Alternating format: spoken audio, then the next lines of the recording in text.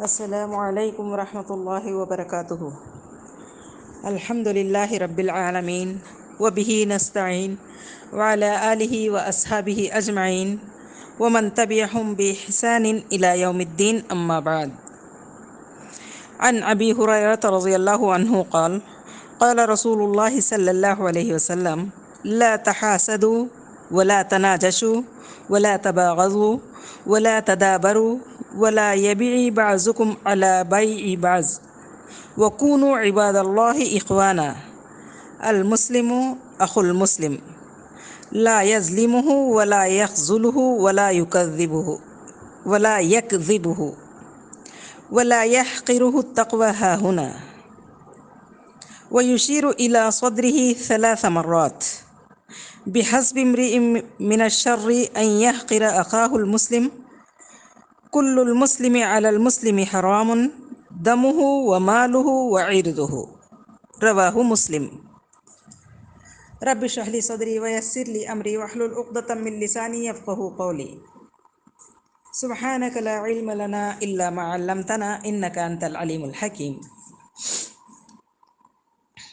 عزیز طالبات، diploma course کے اس حدیث کلاس میں آپ سب کا تہہ دل سے استقبال ہے۔ ابھی میں نے آپ کے سامنے جو حدیث پڑھی اس کا ترجمہ یوں ہے۔ ابو ہریرہ رضی اللہ عنہ سے مروی ہے کہ رسول اللہ صلی اللہ علیہ وسلم نے ارشاد فرمایا، باہم حسد نہ کرو، ایک دوسرے کو دھوکے میں نہ ڈالنے کے لیے بھاؤ نہ بڑھاؤ، آپس میں بغض نہ رکھو، ایک دوسرے سے پیٹھ نہ پھیرو، کوئی اپنے بھائی کی بیع نہ کرے، آپس میں اللہ کے بندے اور بھائی بھائی بن کر رہو۔ ایک مسلمان دوسرے مسلمان کا بھائی ہے، وہ اس پر ظلم نہیں کرتا، اس کو بے سہارا نہیں چھوڑتا، نہ اسے حقیر سمجھتا ہے اور نہ ہی اس سے جھوٹ بولتا ہے۔ تقویٰ یہاں ہے، اور اپنے سینے مبارک کی طرف اشارہ فرمایا 3 بار۔ آدمی کے برا ہونے کے لیے اتنا ہی کافی ہے کہ وہ اپنے مسلمان بھائی کو حقیر سمجھے۔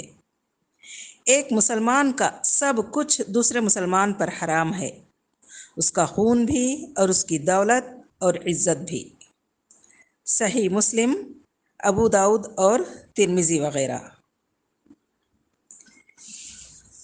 تو عزیز طالبات اور سامعین و سامعات، اس حدیث میں ایک پرامن اور مستحکم معاشرے کی تعمیر و تشکیل کی بنیادی اینٹوں کا ذکر کیا گیا ہے، نیز ان بد اخلاقیوں سے منع کیا گیا ہے جو سماج کے لیے ناسور کی حیثیت رکھتی ہیں۔ سب سے پہلے جو آپسی رنجشوں کا سبب بنتی ہے وہ حسد ہے۔ ایک مسلمان کو اللہ تعالیٰ نے خوبصورتی دی، مال دیا، علم دیا، یا وہ سیاست میں آگے ہے یا وہ عہدے میں اعلیٰ عہدے پر فائز ہے، تو دوسرا مسلمان اس کی ترقی کو دیکھ کر حسد کرے کہ اس کے پاس مال ہے، میرے پاس مال نہیں ہے، اس کے پاس عہدہ ہے، میرے پاس عہدہ نہیں ہے، وغیرہ۔ یہ حسد کب ہوتا ہے؟ جب کسی کو پاتا ہوا یا پایا جاتا ہوا دیکھتا ہے، جیسا کہ یوسف علیہ السلام کے معاملے میں ہوا۔ آئندہ کچھ بھی اچھا ہو سکتا ہے، اچھا ہونے سے پہلے ہی ہم کو کیا کرنا ہے؟ اس کو روک دینا ہے۔ یہ کیا ان کے بھائیوں نے، یوسف علیہ السلام کے بھائیوں نے حسد کی بنا پر کیا۔ حسد کیا ہے؟ ابن حجر رحمہ اللہ فرماتے ہیں فتح الباری میں حدیث نمبر 6064 کے ضمن میں کہتے ہیں، حسد یہ ہے کہ ایک انسان دوسرے انسان کو نعمت کے زوال کی چاہت کرے، تمنا کرے، جبکہ وہ اس نعمت کا مستحق ہے۔ ایک آدمی اس کو اللہ تعالیٰ نے نعمت دی ہے اور واقعی وہ اس کا مستحق ہے۔ کوئی آدمی مثال کے طور پر مالدار ہے اور مال کے ذریعے سے وہ لوگوں کے اوپر ظلم کرتا ہے، طاقت اس کو اللہ تعالیٰ نے دی، اس کے ذریعے وہ لوگوں پر ظلم کرتا ہے، تو اس کے زوال کی چاہت کرنا یہ حسد نہیں ہے، کیونکہ یہ غلط استعمال کر رہا ہے۔ لیکن ایک آدمی ہے، اس کے پاس مال ہے، اس سے وہ لوگوں کو نفع پہنچاتا ہے، اللہ تعالیٰ نے اس کو صحت دی ہے، اس کے ذریعے وہ نفع پہنچاتا ہے، یا کم سے کم اپنے استعمال میں اس کو لاتا ہے، کسی دوسرے کو نقصان نہیں پہنچاتا، تو وہ اس کا مستحق ہے۔ ایسے انسان کے نعمت کے ختم ہو جانے کی تمنا کرنا، اس کے نعمت کے زوال کی تمنا کرنا، اس کو حسد کہتے ہیں۔ اسی طرح ملا علی قاری کہتے ہیں، ایک تو یہ ہے کہ ایک آدمی ہے، چاہتا ہے کہ اس کو نہ ملے، مجھ کو ملے، اور ایک ہے اپنے لیے ملے نہ ملے مگر اس دوسرے کے لیے محرومی کی تمنا کرتا ہے کہ اس کو نہ ملے، تو یہ بھی حسد ہے۔ یہ مسلمان کی شان نہیں ہے۔ سب کو اللہ کے دینے سے ملتا ہے، اور اللہ کی طرف سے فیصلے عطا کے اور محرومی کے ہوتے ہیں۔ انسان اللہ کے فیصلے پر ناراض ہو، راضی نہ ہو، تو ایسا انسان کہیں نہ کہیں اس کے تقدیر کے عقیدے میں کمزوری ہے، بلکہ اللہ تعالیٰ کے فیصلوں پر راضی نہ ہونا، یہ اللہ رب العالمین کے بالمقابل اللہ کو اس کا دشمن بنا دیتا ہے۔ جیسے یہود پسند نہیں کرتے تھے کہ بنی اسماعیل میں نبی آئے، حسد کرتے تھے، اسی لیے اللہ تعالیٰ نے سورہ فلق میں دعا سکھلائی ہے، وَمِن شَرِّ حَاسِدٍ إِذَا حَسَدَ، کیونکہ حسد پہنچانے والا عموماً تکلیف پہنچانے کے لیے تیار ہو جاتا ہے۔ امام القرطبی رحمہ اللہ فرماتے ہیں اپنی تفسیر میں، حسد وہ پہلا گناہ ہے جو آسمان میں اللہ کی نافرمانی جو پہلی کی گئی وہ حسد ہے۔ اللہ رب العالمین کے احکامات میں جو پہلا گناہ بندے نے کیا وہ حسد ہے، اور زمین میں بھی جو پہلا گناہ کیا گیا، اللہ کی نافرمانی جو کی گئی، وہ بھی حسد ہے۔ پہلا گناہ جو آسمان میں ہوا وہ ابلیس کا آدم علیہ السلام سے حسد کرنا، اور زمین میں جو پہلی نافرمانی اللہ کی ہوئی وہ قابیل کا اپنے بھائی حابیل سے حسد کرنا۔ حسد کا انجام ندامت ہوتا ہے، اسی لیے حسد بالکل نہیں کرنا ہے۔ اور آگے نبی کریم صلی اللہ علیہ وسلم فرماتے ہیں، وَلَا تَنَاجَشُوا، نجش یہ ہے کہ ایک آدمی کسی چیز کی قیمت کو بڑھائے، بولی لگا کر کے اس کی قیمت کو بڑھائے، جبکہ وہ اس کو خریدنا نہ چاہتا ہو۔ وجہ اس کی کیا ہے؟ کیوں ایسا کر رہا ہے؟ اس چیز کو خریدنا نہیں چاہتا لیکن اس کی قیمت بڑھا رہا ہے، کیوں؟ تاکہ وہ خریدنے والے کو دھوکہ دے اور اس کے دل میں اس چیز کی رغبت پیدا کرے اور وہ دھوکہ کھا جائے، اور جو بیچنے والا ہے اس کا فائدہ ہو جائے۔ آپ صلی اللہ علیہ وسلم نے اس چیز سے منع کیا ہے۔ یہ بھی کیا ہے؟ دھوکے کی ایک قسم ہے۔ آگے فرماتے ہیں، وَلَا تَبَاغَضُوا، آپس میں ایک دوسرے سے بغض، دل میں دشمنی، یعنی چھپی ہوئی دشمنی، کہ آدمی موقع کی تلاش میں ہو کہ جیسے ہی موقع ملے میں اس کو نقصان پہنچاؤں گا، جس سے اس کی دشمنی ہو، اس کی کمزوری کی تلاش میں ہو کہ اس کو نقصان پہنچاؤں۔ ایک دوسرے سے بغض مت رکھو، دشمنی مت رکھو، کینہ کپٹ مت رکھو۔ ابن حجر رحمہ اللہ فرماتے ہیں، ایسے سارے کاموں سے بچو جو آپس میں تمہارے درمیان دشمنی پیدا کرے، ایک دوسرے سے دل میں بغض پیدا ہو جائے، نفرت پیدا ہو جائے۔ مثلا کسی کا مذاق اڑانا، اس سے بچنا ہے۔ کیوں؟ اس لیے کہ سامنے والے کو مذاق اڑانے سے اس کے دل میں ہمارے لیے کیا ہے؟ بغض پیدا ہو جاتا ہے۔ اس کی چیز، سامنے والے کی چیز کو چھوٹا سمجھ کر اپنی چیز کو اس کی چیز پر فوقیت دینا، یعنی دیکھو آپ لائے ہیں گاڑی، یہ اس سے اچھی میں لایا ہوں، یہ گاڑی اچھی ہے تو وغیرہ، ایسی بہت ساری چیزیں ہیں۔ انسان ایسی چیزوں سے دوسروں کو اپنا دشمن بنا لیتا ہے۔ تو نبی کریم صلی اللہ علیہ وسلم نے اس حدیث میں اس چیز سے منع فرمایا ہے۔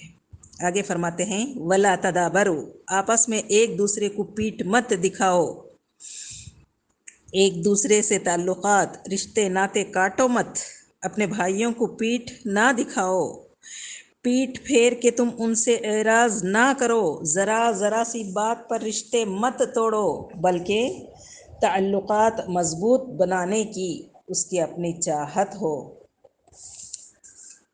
اور آگے فرماتے ہیں ولا یبیع بعضکم علی بیع بعض، کہ تم میں سے ایک شخص دوسرے شخص کی تجارت نہ کرے۔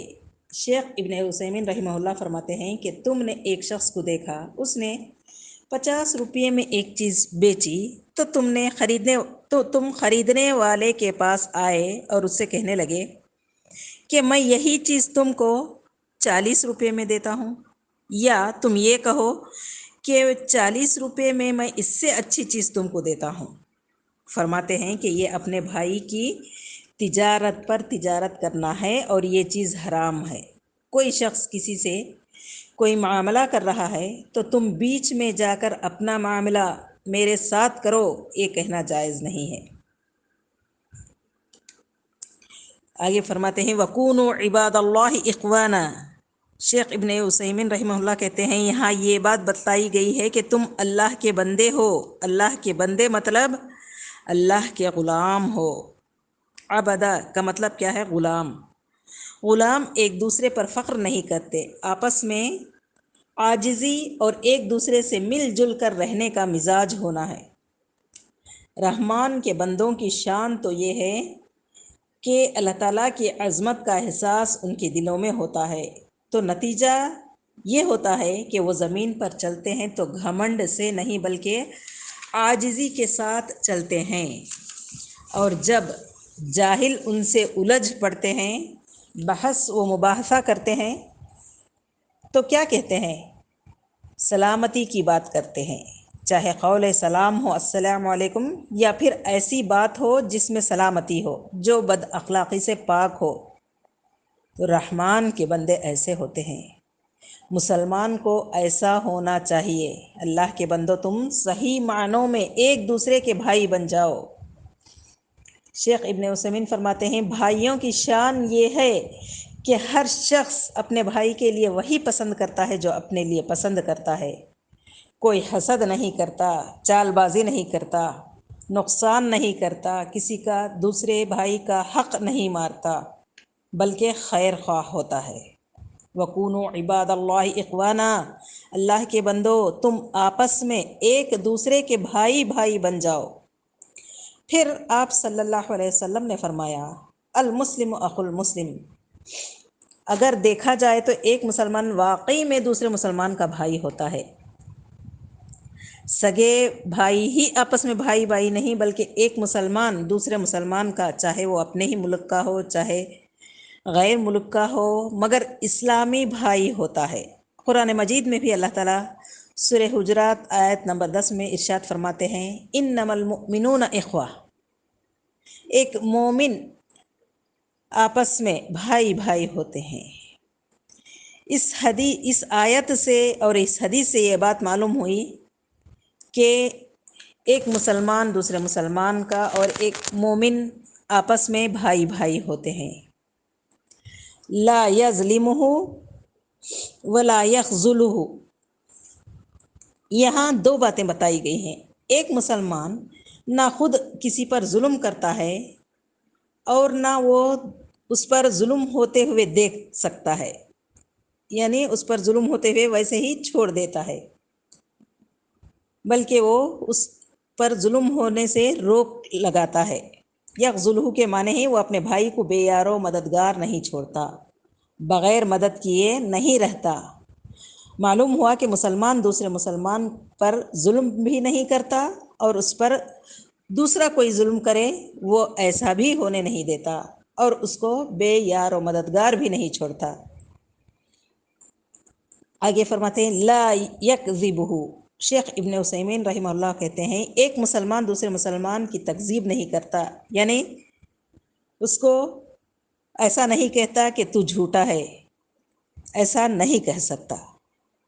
ولا یحقرہ کے معنی ہی دوسرے کو حقیر نہیں سمجھتا ہے، وہ کسی بھی حال میں ہو، کسی بھی معاملے میں ہو، چاہے مال کی بنیاد پر ہو، چاہے علم کی بنیاد پر ہو، چاہے عہدے کی بنیاد پر ہو، کسی بھی دوسرے مسلمان کو حقیر نہیں سمجھتا کہ دیکھیے میں کیا ہے اونچے عہدے والا ہوں، آپ میرے سے کمتر ہیں، ایسا دوسرے مسلمان کو حقیر نہیں سمجھتا۔ یہ مومن کی شان ہے، یہ مومن کو ایسے ہی ہونا چاہیے کہ دوسروں کی تحقیر نہ کرے، دوسروں کو حقیر نہ جانے۔ آگے نبی کریم صلی اللہ علیہ وسلم فرماتے ہیں التقوی ہاہنا، تقوی یہاں ہے، اپنے سینے کی طرف اشارہ کر کے 3 مرتبہ نبی کریم صلی اللہ علیہ وسلم نے فرمایا، یعنی تقوی دل میں ہوتا ہے اور ہمارے اعضاء اس کی تصدیق کرتے ہیں۔ اگر کوئی بندہ متقی ہوگا تو وہ اللہ تعالیٰ کے احکامات کا پابند ہوگا اور اس کے منع کردہ احکام سے وہ پرہیز کرنے والا ہوگا، اور جب دل صاف ہو تو گناہ کا کوئی نقصان نہیں ہوتا۔ اللہ کے یہاں رتبے تقوی سے متعین ہوتے ہیں۔ اللہ ارشاد باری تعالیٰ ہے ان اکرمکم عند اللہ اتقاکم، سورہ حجرات آیت نمبر 13، اللہ کے نزدیک تم سب میں سب سے زیادہ عزت والا وہ ہے جو تم میں سب سے زیادہ متقی ہے۔ اور آگے فرماتے ہیں کل المسلم علی المسلم حرام دمہ ومالہ وعرضہ، مسلمان کا جان و مال اور اس کی عزت و آبرو محترم ہے۔ اللہ کے رسول صلی اللہ علیہ وسلم فرماتے ہیں بے شک تمہارے خون، تمہارے مال اور تمہاری عزتیں ایک دوسرے پر حرام ہیں، جیسے اس شہر یعنی مکہ میں اس مہینہ یعنی ذو الحجہ میں آج کے دن یعنی یوم النحر کی حرمت ہے۔ تو الحمدللہ اسلام عقائد و عبادات اور اخلاق و معاملات کا مجموعہ ہے۔ وہ ایک اچھے معاشرے کی تشکیل و تعمیر کی خاطر ہر اچھے اخلاق کو پروان چڑھاتا ہے اور ہر بد اخلاقی سے جنگ کرتا ہے۔ تو عزیز طالبات دیکھیے اس حدیث میں اتنی اچھی باتیں بتائی گئی ہیں جس کے ذریعے کیا ہے ایک بہت ہی پاکیزہ معاشرہ، اگر ان اصول پر، ان احکامات پر عمل کریں گے تو ایک بہت ہی پاکیزہ معاشرہ وجود میں آ سکتا ہے۔ کہ دیکھیے سب سے پہلے تو اللہ کے نبی کریم صلی اللہ علیہ وسلم حسد سے منع کیے ہیں، اور آگے نجش سے اور ایک دوسرے سے بغض رکھنے سے منع کیے ہیں، اور ایک دوسرے سے کیا ہے ایک تجارت کرنے سے، دوسرے بھائی کی تجارت پر تجارت نہ کرو، ایسا رسول کریم صلی اللہ علیہ وسلم نے فرمایا ہے اس حدیث میں۔ اور اللہ کے بندو بھائی بھائی بن کر رہو۔ دیکھیے کتنی اچھی بات بتائی ہے الحمدللہ۔ اور ایک دوسرے کی کیا ہے ظلم بھی مت کرو، اور ظلم ہوتا ہوا نہ دیکھو بلکہ اس کو روکو، اور دوسرے بھائی کو نہ ہی اس کی تکذیب کرو اور نہ ہی اس کو حقیر جانو، اور ایک دوسرے مسلمان بھائی کا خون، مال اور اس کی عزت کیا ہے تم پر حرام ہے، یعنی ایک دوسرے مسلمان کی عزت و تکریم کرنا ہے بلکہ اس کو حقیر نہیں جاننا ہے۔ الحمدللہ یہ تھا اس حدیث کا خلاصہ جس کو میں نے آپ کے سامنے رکھنے کی کوشش کی۔ الحمدللہ اللہ تعالیٰ سے دعا کرتے ہیں کہ اللہ تعالیٰ ہم تمام کو ان اصولوں پر عمل کرنے کی، عمل پیرا ہونے کی توفیق عطا فرمائے، آمین ثم آمین۔ وآخر دعوانا ان الحمد للہ رب العالمین، والسلام علیکم ورحمۃ اللہ وبرکاتہ۔